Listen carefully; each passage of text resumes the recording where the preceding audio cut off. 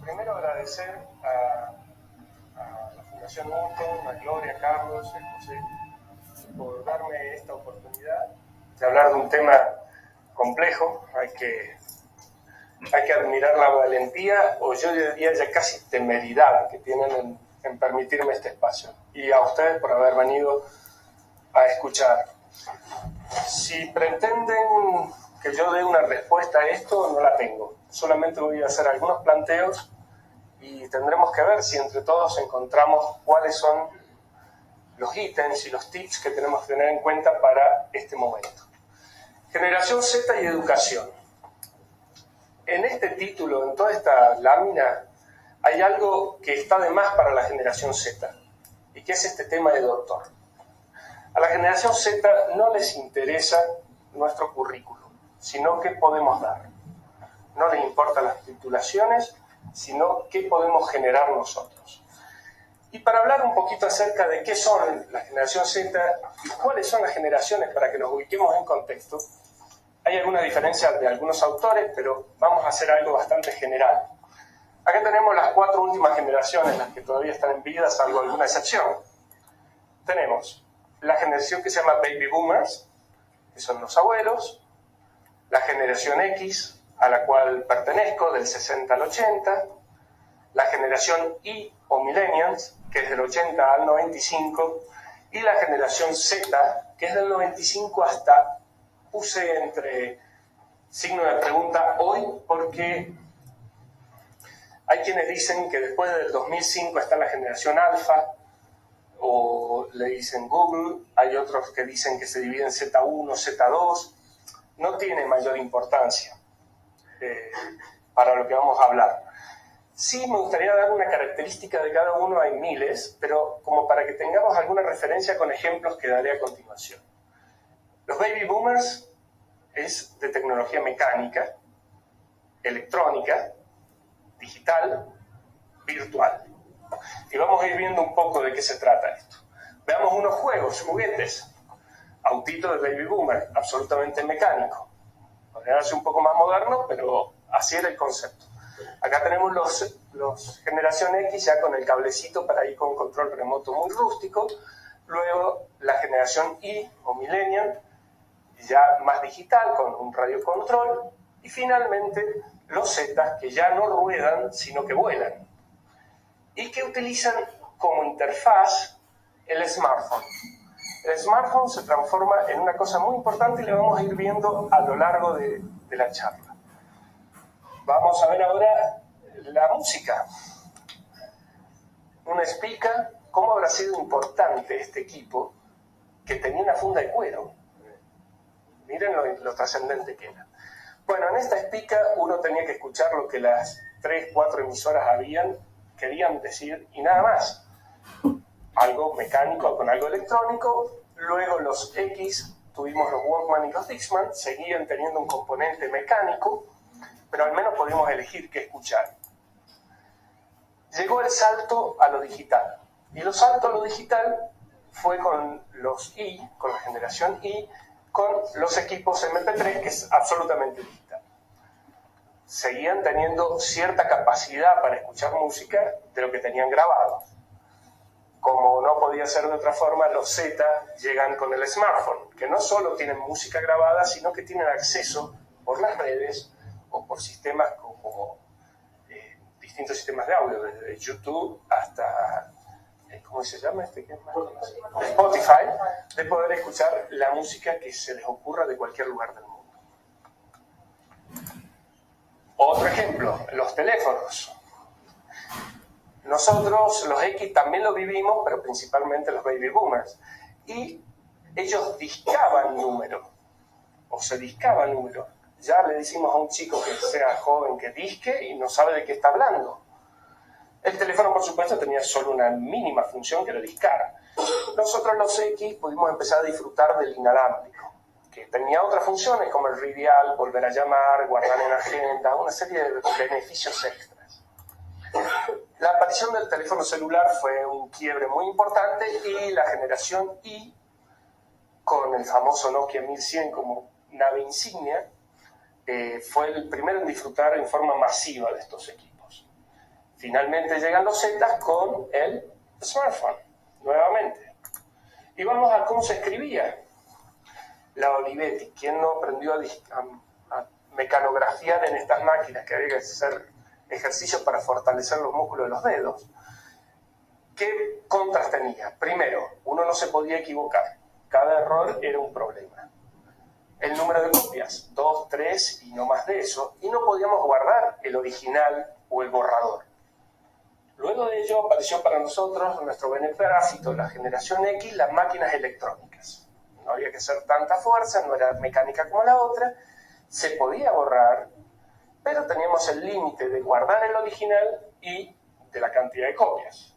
Finalmente, la generación Y tuvo la aparición de la impresora. Acá cambió mucho. Se podía guardar el original, se corregía el formato, todo lo que uno quería y hacía el número de copias que quería.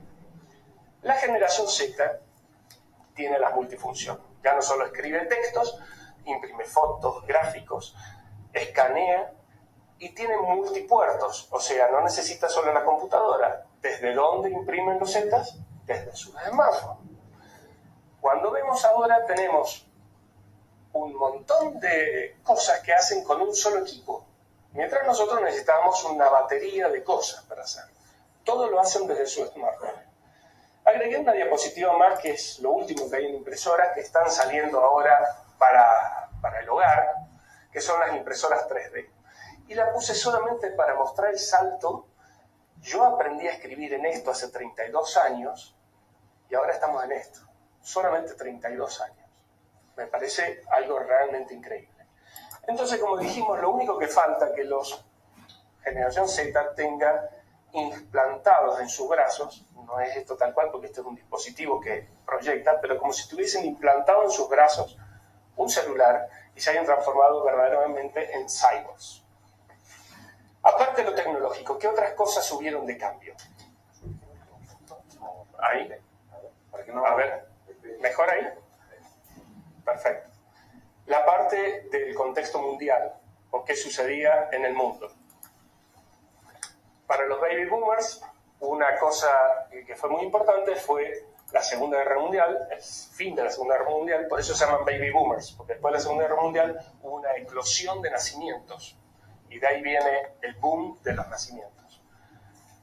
¿Qué pasó? Estas batallas se libraron en Europa, fue con una connotación ideológica de totalitarismo de derecha a izquierda y hubo como que se apiñaron Occidente por defenderse de estas cosas. Esto durante la generación X se mudó de Europa, por lo menos la parte violenta, hacia Asia, a Corea, Afganistán, Vietnam. Mientras que en Europa la guerra, el comunismo descubrió que no podía ganarla con batalla, entonces la libró en las ideas a través del Mayo francés, convirtiéndose en el posmodernismo, que es una adaptación, de hecho. La generación Y vio mudar los campos de batalla a Medio Oriente. Ya no contra una ideología, sino contra autoritarismos personalistas, otro tipo distinto de forma.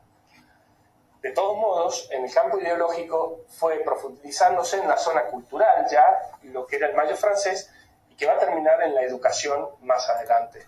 Y así sucede con la generación Z, que vuelve a ver a la violencia y a la guerra volver a Occidente, en la figura del terrorismo. Entonces, cuando ya habíamos visto que se había ido y había dado la vuelta por el mundo, vuelve a Occidente. ¿Qué otra cosa también hay de cambio en la generación Z con respecto a las anteriores? La familia. La familia...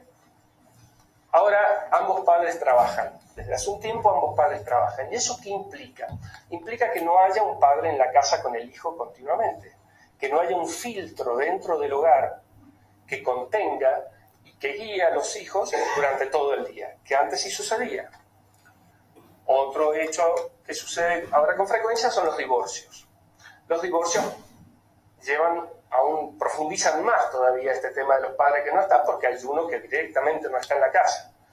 Entonces, esta ausencia de padre aumenta, o de madre, aumenta exponencialmente.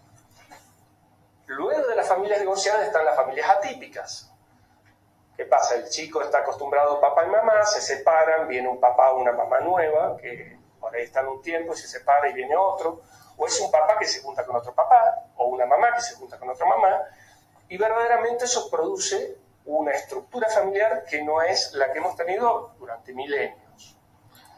Toda esta situación genera cierto grado de culpabilidad en los padres. Entonces los padres, sumado a las ideas del posmodernismo y la falta de autoridad del posmodernismo, quieren ser amigos de los hijos, quieren consagrarse con ellos, y entonces congraciarse, no me salí. Querían congraciarse y ya se vuelven en amigos, entonces son huérfanos los chicos, no tienen padres. Y de ahí viene, por ejemplo, pensemos, en la época de los baby boomers, a los padres se les decía padre. En los X le decíamos papá. Los Y, pa. Y ahora, del nombre pila, Jorgito, no me dice ni padre, ni pa, ni nada de eso, porque se han transformado en amigos. Y eso hace que no haya autoridad. Si a esto le sumamos que la generación Z, como nunca sucedió en la historia, con la Y también, pero de la X para atrás, digamos, los menores no tenían que enseñarle a los mayores. No teníamos nada para enseñarle, aprendíamos de ellos, de nuestros jefes, nuestros maestros, nuestros padres. Hoy, los Z le enseñan a los padres, a los jefes, de cosas que no saben, como manejos de redes, como el manejo de la computadora, de un smartphone, o lo que sea. Entonces hay como cierto sentimiento de que están más equiparados a lo que era antes la relación, que era absolutamente vertical. Todas estas cosas nos dan un contexto, el contexto de los Zetas. Primero, estamos, como dijimos, en una era digital. La conectividad. Hay como nunca la posibilidad de estar conectado con muchas personas en muchos lugares del mundo que desemboca en la llamada globalización. A mí me gusta imaginar a Internet como la quinta dimensión. Está el largo, ancho, alto, tiempo e Internet que barrió con todo eso. Ya no existe más eso. Uno se conecta y está hablando con personas de cualquier otro lado del mundo sin inconvenientes. A mí me ha pasado, personalmente voy a presentar el libro la semana que viene en Santa Fe, y todos los que han conseguido el salón, el periodista que me va a presentar, la radio, todos no los conozco. Ha sido todo a través de Internet. Esa riqueza, esa posibilidad es increíble. El libro anterior, La rebelión de los mansos, me hizo el prólogo Gloria Álvarez, a quien no conocía, desde Guatemala, y la presentación la hicimos vía Skype en Buenos Aires.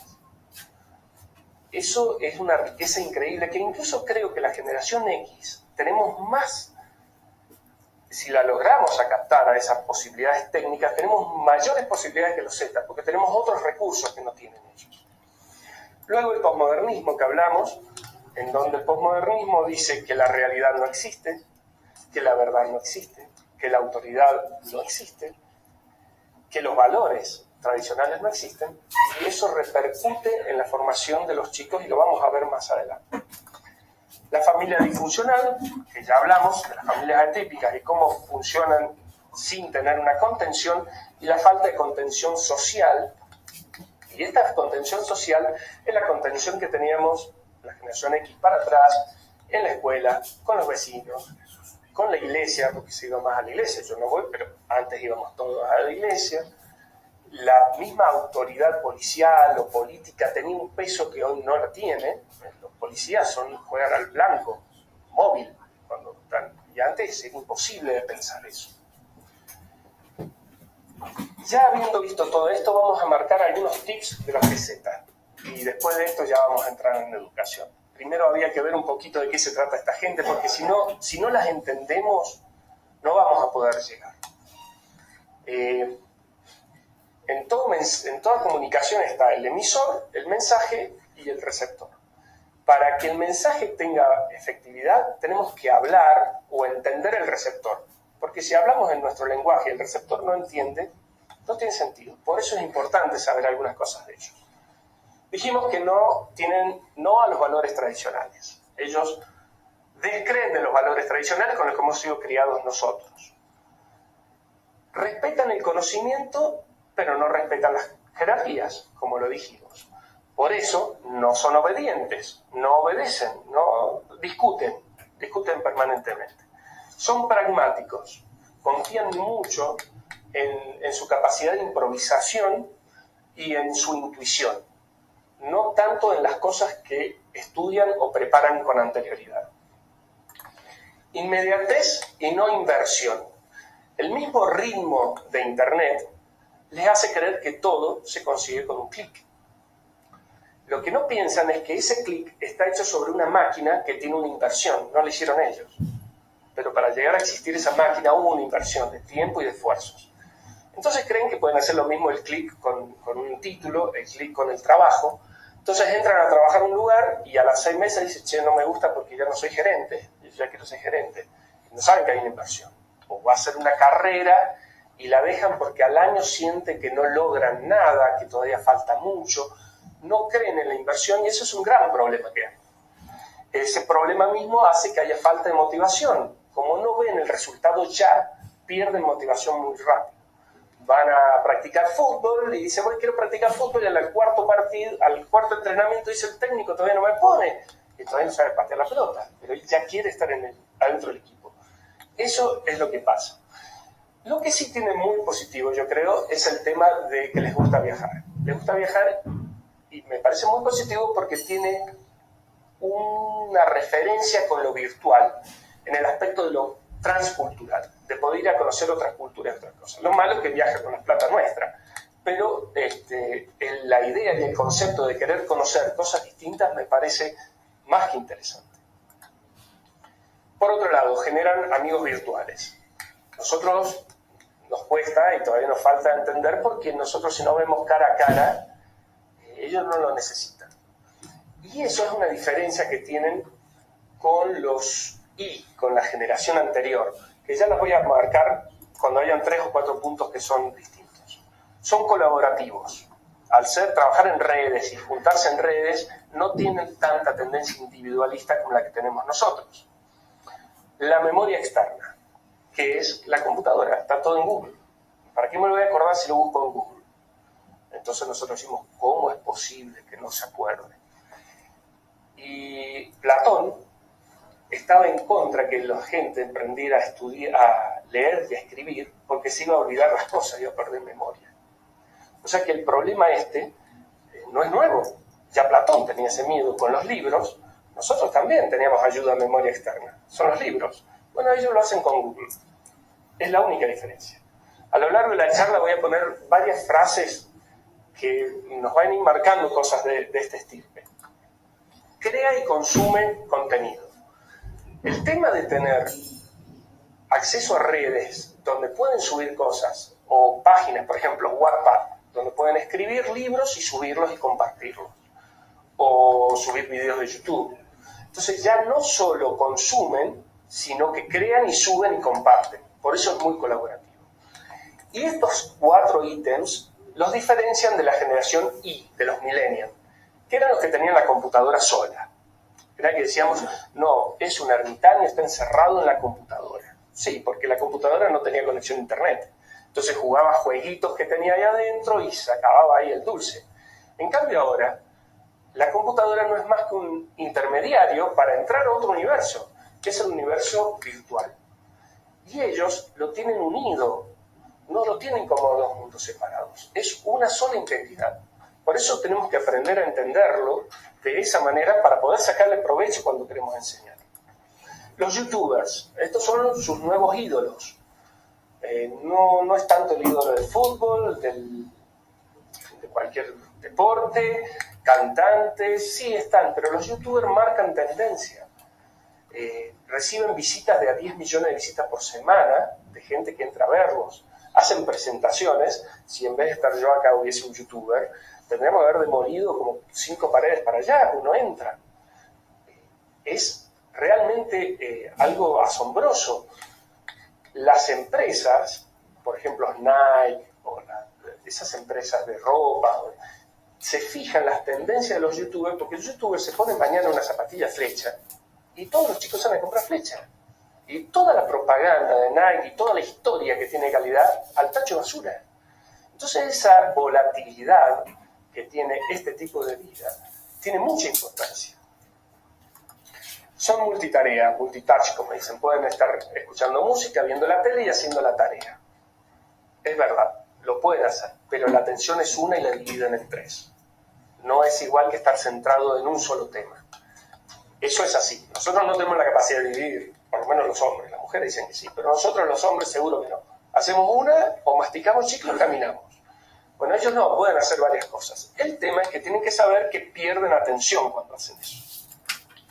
Y son tecnodependientes. Esa es otra cosa que todos critican, ¿no? Si no está con el celular no sirve. La humanidad es tecnodependiente en su historia. ¿Qué pasaría si a nosotros nos sacan la electricidad y el gas? ¿Y eso no es tecnodependencia? Y si el ser humano no hubiera inventado el fuego, inventó el fuego y estaba dependiente del fuego. Y es una forma de técnica, de tecnología. Entonces, hay que tener cuidado con esas cosas que por ahí no las terminamos de interpretar en su verdadera dimensión. Bueno, llegamos finalmente a la educación. Educación viene del latín, educare. Y quiere decir hacer que florezca la potencialidad de alguien o de otra persona para que pase a un estado mejor, para que pase de la ignorancia a la sabiduría. O sea, es una escalera de subida hacia la sabiduría, guiando desde afuera. Decía Albert Einstein al respecto que el valor de una educación no es el aprendizaje de muchos datos, sino el entrenamiento de la mente para pensar. Lo que dijimos de la memoria externa, ya decía Albert Einstein, no hace falta que se acuerde todo. Lo importante es que aprenda a razonar, que aprenda a pensar. Y al respecto, como herramienta para llegar a eso, Albert Einstein decía, yo no enseño a mis alumnos, solo les proporciono las condiciones en las que puedan aprender. Ya vamos a ver, acá hay dos partes. Una, alumnos, otra, condiciones. Einstein fija el punto sobre el aprendizaje, no sobre la enseñanza. Y dos, tiene muy en cuenta las condiciones para poder hacer que se aprenda. Él se olvida de enseñar, se acuerda de aprender. Y con respecto a enseñar y aprender, hay otra frase que dice, enseñar no es una función vital, porque no tiene el fin en sí misma. La función vital es aprender. Y esto, que parece una frase bastante moderna, la dijo un muchacho Aristóteles hace 2500 años atrás. Ya sabía que no era importante el enseñar, sino el aprender. Volvamos a las condiciones. Esta es un aula que puede ser una foto de cualquiera de nuestras universidades de la actualidad. Los alumnos, el docente allá, una pantalla que seguramente será para un PowerPoint, una estructura que nos es muy familiar a los que vamos a la universidad. Me gustaría que me dijesen qué diferencia ven con esta foto. Que no hay PowerPoint. Aparte de eso, todo igual. Entonces tenemos una lámina en vez del PowerPoint, la misma estructura. Esta foto tiene 100 años. Que son 100 años más atrás, que no había fotografía, la escuela prusiana, que es lo que hemos heredado, la estructura de la escuela prusiana. ¿Cuál es el punto de esto? El punto es que usamos tecnología nueva con versión vieja, digamos, con mentalidad vieja. No le sacamos el provecho que se le puede sacar. Y vamos a ir viendo qué cosas de tecnología hay que podemos hacer que cambie la forma de educar y nos acerquemos más a cómo entienden. Hablan dos idiomas distintos. Hablan dos idiomas distintos. El padre que dice, ¿qué hice mal? ¿Qué pasa? Y la hija como diciendo, no entendiste nada. Y eso pasa actualmente en la educación. Entonces, con todo este raconto, ¿qué cosas cambiaron? ¿Qué cambiaron? Bueno, hablamos de los cambios tecnológicos que hemos estado viendo, cambios filosóficos, la irrupción del posmodernismo con fuerza definitivamente en la educación, cambios pedagógicos, poquitos y malos.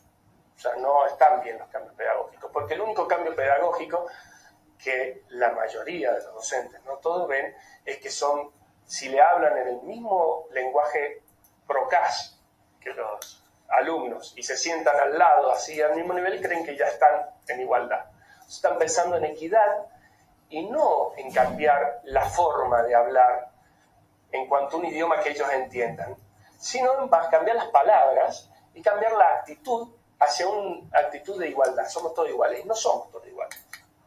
No somos todos iguales, porque el docente, que no debe ser docente, debe ser maestro, y ya vamos a ver por qué, está en una posición distinta. Igual que el padre, que no puede ser amigo del hijo, el docente no puede ser amigo del alumno. El otro cambio que es muy importante es que se pasó del por qué al para qué, o del por qué al del cómo. Nuestra educación siempre era por qué. ¿Por qué es esto así? Y ahora el Z dice, ¿y para qué quiero saber esto? Entonces, en su pragmatismo y en su deseo de tener una resolución rápida de lo que busca, quiere saber si eso le va a ser efectivo. Después verá si lo estudia. Pero primero quiere saber para qué.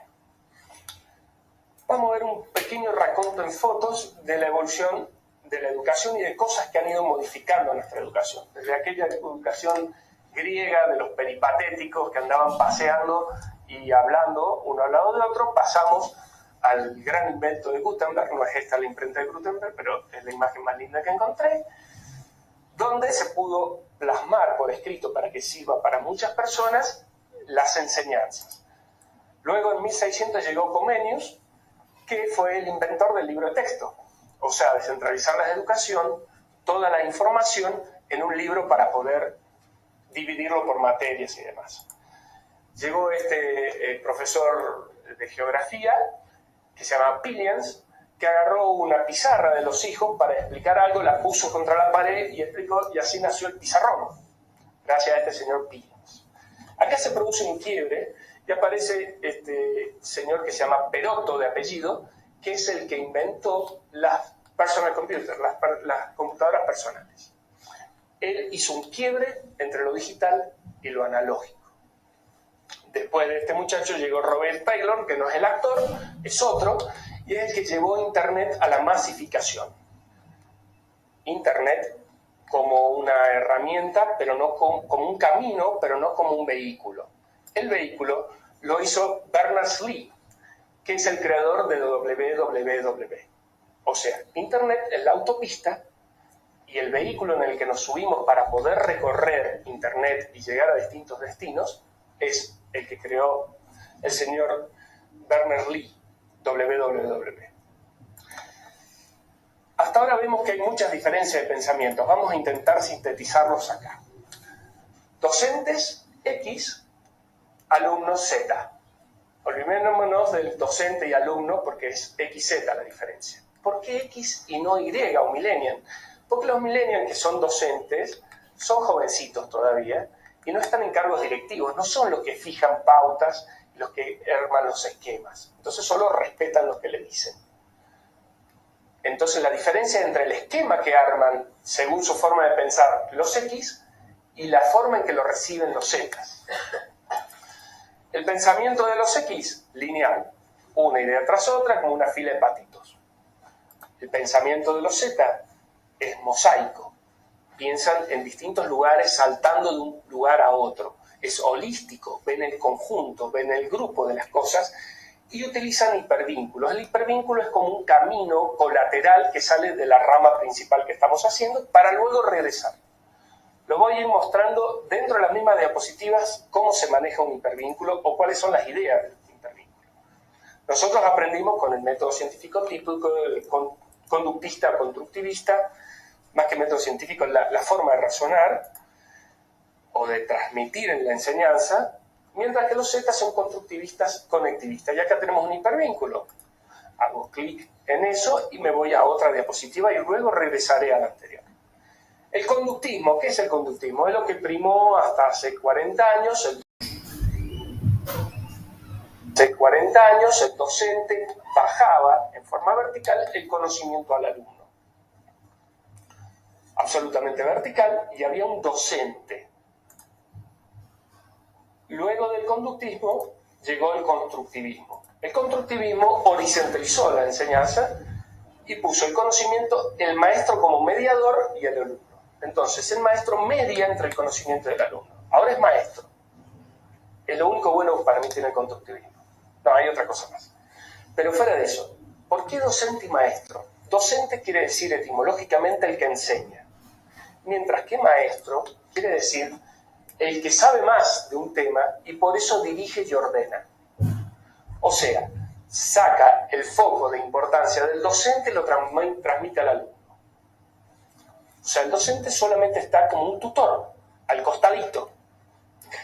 Dentro de la escuela del constructivismo, esta es la otra cosa que creo que es buena, Ausubel dijo acerca del aprendizaje significativo, dice, el factor más importante que influye en el aprendizaje es que lo que el alumno ya sabe. Averígüese esto y enséñese consecuentemente. O sea, si vamos a enseñar los números del 0 al 10, si el alumno sabe hasta el 3, bueno, puedo arrancar del 3, va a ser más fácil. Ahora, si el alumno sabe el menos 10, me tengo que ir hasta el menos 10 para enseñar. Entonces tengo que ver cuál es la forma más fácil de enseñar. Aparte de Ausubel, hubo otro muchacho que también dijo algo parecido. Dice, no hay que empezar siempre por la noción primera de las cosas que se estudian, sino por aquello que puede facilitar el aprendizaje. Muy similar, ¿cierto? Bueno, vuelve a ser este muchacho Aristóteles de nuevo, que se adelantó algunos años en decir este tipo de cosas. Luego llegamos al conectivismo, que es lo que hay hoy. Hoy nos olvidamos de la estructura típica que hemos tenido hasta ahora. La otra estructura eran iguales, cambiaban el orden o los conceptos. Acá hay una estructura totalmente nueva, que es que el alumno, a través de la computadora, ordenador, smartphone, como quieran decirle, llega al conocimiento. ¿Y el maestro? Bien, gracias. ¿Dónde está el maestro? Bueno, el maestro está al costado. Y el maestro, sobre la instrucción, que es el conocimiento, debe trabajar sobre el adiestramiento con la computadora y sobre el adoctrinamiento con el alumno. Instrucción, porque acá está el conocimiento en sí que dábamos normalmente en las aulas. Computadora, adiestramiento para ser diestro en el manejo de algo. Tiene que ser diestro en el manejo de esta herramienta intermedia. Y adoctrinamiento, no como doctrina política, sino como doctrina de sabiduría, como doctrina de filosofía, de amor a la verdad. Tienen que tomar eso como doctrina de vida. Entonces el maestro tiene que tener las características que decía Tierno Galván. ¿Qué decía? La buena didáctica es aquella que deja que el pensamiento del otro no se interrumpa y que le permite, sin notarlo, ir tomando buena dirección. Ser como un tutor al lado de un árbol que va creciendo. Dejarlo crecer, pero ir guiándolo para que vaya en el camino correcto. ¿Ven? Volvemos a la diapositiva previa. Acá vamos a hablar, sí, del método científico deductivo-inductivo, que es lo que nos enseñaron de por vida. El pensamiento deductivo es aquel que va de lo general a lo particular. Nos enseñan una regla y todo se debe adaptar a la regla. ¿Se murió? Mientras que el pensamiento inductivo es al revés, de lo particular a lo general. Veo un pato blanco, otro pato blanco, todos los patos son blancos, hasta que se demuestre lo contrario. Esa es la forma en que nosotros aprendimos el método científico. Por su parte, ellos son inductivos intuitivos. Utilizan mucho la intuición, que lo toman casi como una loa, decir, yo creo que es así, como que separan la mente del espíritu y puedo pensar sin pensar. Onda rara. Después nosotros, lenguaje grafológico, escrito. Estamos habituados a las letras, ellos no. Ellos están habituados a las imágenes. Gráficos. Nosotros analíticos. ¿Cuál es el pensamiento analítico? El que descompone el todo en sus partes e identifica la mayor cantidad de detalles. Mejor ejemplo, tengo el celular y le digo a mi hijo, decime cómo abro el Instagram. Entonces él me dice, no, pará, ¿qué botón aprieto primero? Ese es nuestro pensamiento analítico. Nosotros pensamos así, ellos no. Ellos piensan sistémico y sintético. Sistémico porque las ven como un sistema, lo ven en forma total. Agarran el celular y lo entienden como una unidad, no lo desarman como nosotros. Y sintético porque son una onda de Frankenstein, digamos, ¿cierto? Agarran partes de distintos todos y arman un todo nuevo. Tienen esa capacidad que nosotros no tenemos.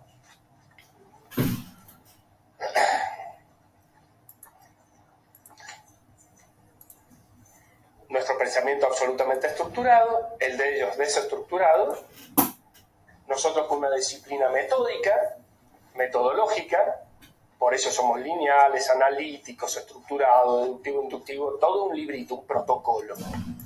Mientras que ellos no hay una disciplina, y yo me pregunto si tendremos que crearles una disciplina actitudinal.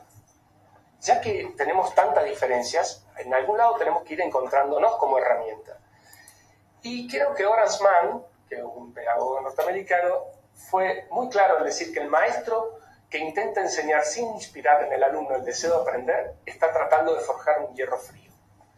Ya que nosotros tenemos tanta diferencia en la forma de pensar y razonar, tenemos que intentar despertar la inquietud, y vuelvo de nuevo al adoctrinamiento, a la doctrina de la sabiduría, para despertar en ellos el interés de evolucionar y estudiar. Entonces estas dos columnas separadas tienen que juntarse en un punto en común. Y ese punto en común creo que es el desarrollo de un pensamiento crítico. A eso debemos llegar. ¿Cómo llegamos a eso? Acá es donde no sé. Pero tiro algunas ideas. Hablamos tres partes de la educación. La instrucción. La instrucción, la clase magistral, hay que borrarla. No más clase magistral. No tiene sentido. ¿Para qué le voy a decir algo que lo va a encontrar en internet en 25 millones de videos distintos, mejor explicado que yo, con fotos, dibujos y imágenes de la playa? No me importa. Lo que tengo que hacer en la clase es hacer lo que hagan trabajos grupales, que hagan consultas para que saquen dudas, que hagan prácticas, que hagan desarrollo de proyectos. Hay que invertir la carga de la prueba. Eso lo dice Andrés Oppenheimer en un libro que les recomiendo, Innovar o Morir. Es fantástico y me pareció muy acertado. Luego de la instrucción sigue el adiestramiento, que dijimos, hacer diestro en el uso de las herramientas. ¿Qué herramientas? Tenemos varias. Wikipedia, enciclopedia libre. Hay una anécdota, no saben si saben lo que pasó con la enciclopedia inglesa. La enciclopedia inglesa, icono de las enciclopedias, le dijo a Wikipedia que tenía errores. Y Wikipedia dijo, sí, es cierto, y ustedes también tienen. Y le mostró los errores que tenía la enciclopedia inglesa. Dice, ¿cuál es la otra diferencia? Wikipedia en 72 horas lo corregía. La enciclopedia inglesa tardaba hasta la próxima edición. Moraleja, actualmente no sale más la enciclopedia inglesa. Aparte, esto tiene otra cosa. Es colaborativo, como dijimos. Uno puede subir información. Se nutre permanentemente de distintas fuentes. Hay un grupo de gente especializada que dice, si ponen que un elefante es rosa, dice, no, está mal. Pero permanentemente se nutre de distintas fuentes. Por eso decía que es colaborativo. ¿Qué otras herramientas hay? Podcast, audiolibros, tutoriales, videoconferencias, simuladores, realidad virtual, realidad ampliada. Hay tantas herramientas que no utilizamos, que se usan en juegos. A ver, la realidad ampliada era este juego de los Pokémon, creo que era, el que andaban por la calle cazando. Es eso. Uno pone el celular o la tablet, lo que sea, sobre una imagen y esa imagen cobra vida. De ver, qué sé yo, una lámina en un cuerpo humano, uno lo puede ver moverse. Todas esas herramientas que no utilizamos, que le tenemos miedo, que no queremos que pongan el celular porque seguro se ponen a jugar. Si se ponen a jugar es porque nosotros no estamos logrando que se interesen en lo que estamos haciendo. No es problema ese, pues podría estar jugando los barquitos con los lápiz y papel. El problema pasa por otro lado. Y finalmente, el adoctrinamiento que hablaba, que hacer que genere, como dijimos, el espíritu de la filosofía. Y ya John Locke, un filósofo inglés de hace 200 años, decía que el trabajo del maestro, no consiste tanto en enseñar todo lo aprendible como en producir en el alumno amor y estima por el conocimiento. Ese es el secreto. Ahora vamos a ver otro aspecto que me resulta muy interesante. No sé si conocen a este caballero. Este caballero, que ya murió, se llama Isaac Asimov, un ruso que fue a Estados Unidos, fue profesor de bioquímica en la Universidad de Boston, escribió más de 500 libros. 500 libros. Imagínense un libro por mes por 40 años. Yo llevo 3 y no sé cómo, y él escribió esa cantidad de libros. En las bibliotecas hay un sistema que es el Dewey, que es de clasificación de libros. Los libros se clasifican en 10 grupos, de acuerdo a temáticas. Él está en 9 de las 10 categorías. Es un ícono en ciencia ficción, escribió de historia, de filosofía, análisis de la Biblia, no sé, lo que se les ocurra. Realmente una persona brillante. Y dijo una frase que es muy interesante, la dijo hace 30 y pico, casi 40 años. Ser autodidacta es, estoy convencido, el único tipo de educación que existe. Otra vez nos patearon afuera de la cancha los maestros. Nosotros tenemos un autodidacta célebre, Domingo Faustino Sarmiento. ¿Y qué hubiera sido Sarmiento con la tecnología de hoy? Si hizo lo que hizo, él escribió 52 libros, ¿no? Le faltaron un 0. Pero con la tecnología de hoy, ¿qué hubiera sido? ¿Y habrán otros autodidactas o no? Y por ejemplo, acá lo tenemos a Julius Yego, campeón mundial de lanzamiento de jabalina. Aprendió por YouTube, porque es de Kenia y no tenía quien le enseñara. Matt Rayner hizo un curso de la MIT 3 meses para programar drones, luego bajó un software libre que lo modificó, cargó un programa en el ordenador y sistematizó con robots andar su tractor guiado por los drones en 6 meses. Y era un granjero, no tenía ningún estudio. Amira Willy Gahen, 9 años, aprendió a cantar ópera por YouTube. Sensación, si pueden encontrar en cualquier video. Timothy Donner, 17 años, habla 23 idiomas. Los aprendió por YouTube y Skype. O sea, cuando le gustaba un idioma, aprendía por YouTube y luego buscaba gente que hablaba ese idioma por Skype para tener diálogos y poder hablar. Probablemente sean gente superdotada, sí, es posible. Pero sin duda nos está mostrando que nosotros no nos tenemos que quedar fuera de la educación. Pero no podemos invadir esto y cortarlo en medio. Tenemos que acompañar esto. Entonces, vamos a hablar de algo que creo que es el esqueleto de la educación hoy. Las famosas TIC, tecnología de la información y la comunicación, tan en boga. En realidad las TIC existen desde que existe el papel y el lápiz. O sea, ya era una TIC, ya era una tecnología. Esto sería la base de donde se debe nutrir la educación. Pero si nos quedamos ahí, nos quedamos cortos. Lo que sigue, que son las TAC, que es la tecnología para el aprendizaje y el conocimiento, es la aplicación de la TIC en la enseñanza, o en el aprendizaje, mejor dicho. Este es el segundo paso. Pero también nos quedamos fuera, porque estamos con la herramienta. Lo otro es lo que tenemos que tener. Esta es la herramienta con la que vamos a llegar ahí. Y finalmente tenemos que llegar a las TEP, que son las tecnologías para el empoderamiento y participación. Es el adoctrinamiento. Es el hacer que quiera hacer. Porque el alumno lo va a hacer a través de Internet. Nosotros lo vamos a acompañar. Lo que tenemos que hacer es generarle en él el espíritu de búsqueda, de desarrollo, que es lo que dije recién. Las TIC es la instrucción, es la base del conocimiento. Las TAC es el cómo vamos a hacer para utilizarlos. Y lo último sería el adoctrinar, el hacer que tenga ganas de estudiar y nosotros acompañarlo en ese aprendizaje, en ese camino. Finalmente, dos frases más y termino, no los canso más. Esta de José Ortega Gasset, un filósofo español, junto con Unamuno, los dos filósofos españoles más importantes del siglo XX, que decía: solo es posible avanzar cuando se mira lejos. Solo cabe progresar cuando se piensa en grande. Es momento de que nosotros miremos lejos y pensemos en grande. La educación, la instrucción y el adoctrinamiento tenemos que tirarlo a la basura, lo que hacemos hasta ahora.